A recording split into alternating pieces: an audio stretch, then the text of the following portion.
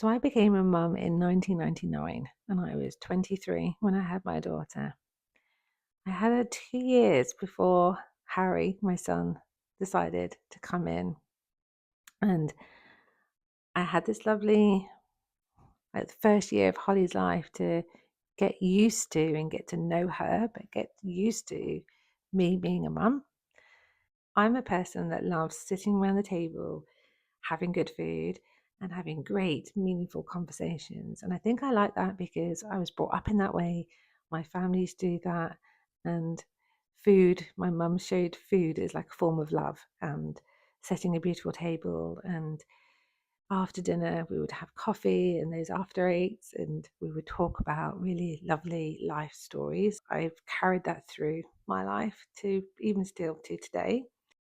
So I've always worked with the spirit world. I've always seen the dead. I cannot remember a time where I haven't. And over the period of my life, I'm 49, going to be 50 next year.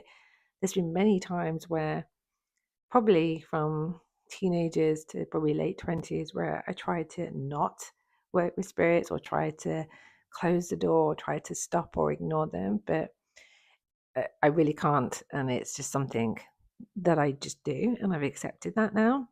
And in 2001, I remember very clearly, after a seance with my mum, after a Sunday dinner, we always have seances after a Sunday dinner. During those seances, I would actually obviously see the dead, but because I just knew that that's something I did and I thought everyone did it, which everyone can do, by the way, I didn't really question anything, but there was something about it at that stage of my life that I wanted to develop it and have more of a relationship or learn things from these spirits that were coming forward. So I remember after having dinner, having a cup of coffee with my dad, having an after eight, I said to him about this need of going on this like spiritual development quest, and I wanted to learn everything I could, develop all my gifts, and see really what this was and what we're capable of. My dad was so excited. My dad worked in the fashion trade, so he traveled the world and he loved seeing different cultures and he loved meditation and spirituality, where my mum was more the witchcraft and magic and manifesting. So my dad said, I'd really like to do this with you and this could be a lovely journey together. So I spent a good year of going to a development group with my dad and learning what I could do and what everybody can do and really hone in my skills. And it was, looking back, to me, it was like my little Hogwarts training school. It's like my degree of that period. I learned how to meditate. I learned how to meditate and open a channel for a spirit to come forward within that meditation to give me a message and actually start a conversation. And what I liked about this was, because I was communicating to the spirit world all the time, every day, all day, this one tool that I learned through meditation gave me control, and it gave me this, if I want to speak to someone or I wanted to connect to an ancestor, I could actually go through this meditation and actually choose, instead of it just bombarding me with noise.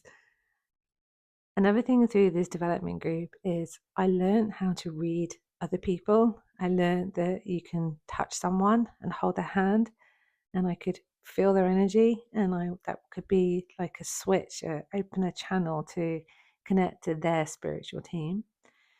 I also learned psychometry, where there was a bowl of items and you would choose an item and you would pick it. Sounds a bit dodgy me saying that now, but you could pick an item, which I was very drawn to rings and jewelry, and hold that item and then go into this beautiful meditation, connect to yourself, connect to your breath, and ground yourself. And then I would literally see like movie clips about the person that this item belonged to, and then be able to give them a message. So that was another thing I learned.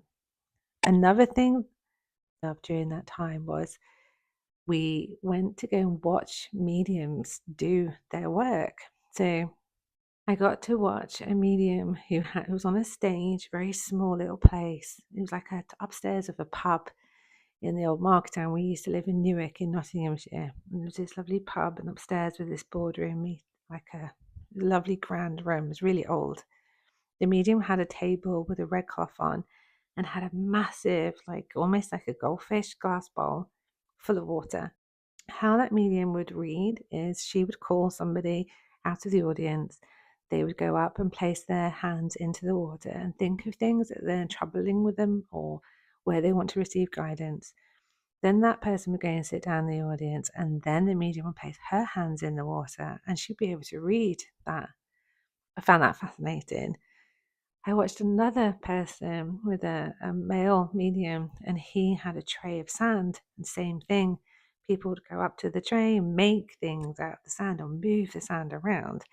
And he would look at the sand, take a minute, receive guidance and wisdom from their energy from the sand, and then he would place his hands in and also give them messages from their loved ones.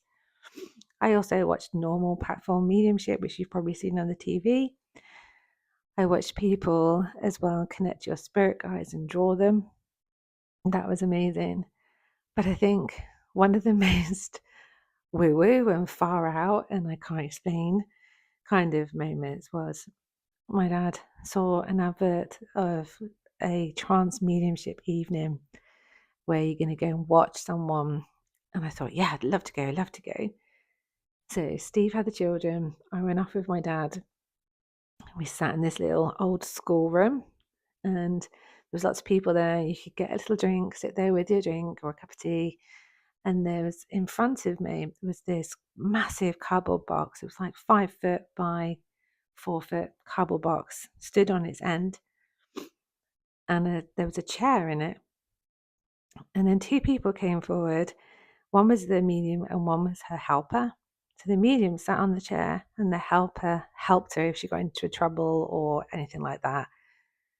Then they turned the lights off, and then there was a little red lamps were placed at the bottom of her feet, so you could just see her in like this red magical glow. And she would go into her trance, into her meditation, and then she would open her eyes and speak. What blew my mind was this woman was about, I remember, probably in her mid-50s. She was short, curvy, short hair.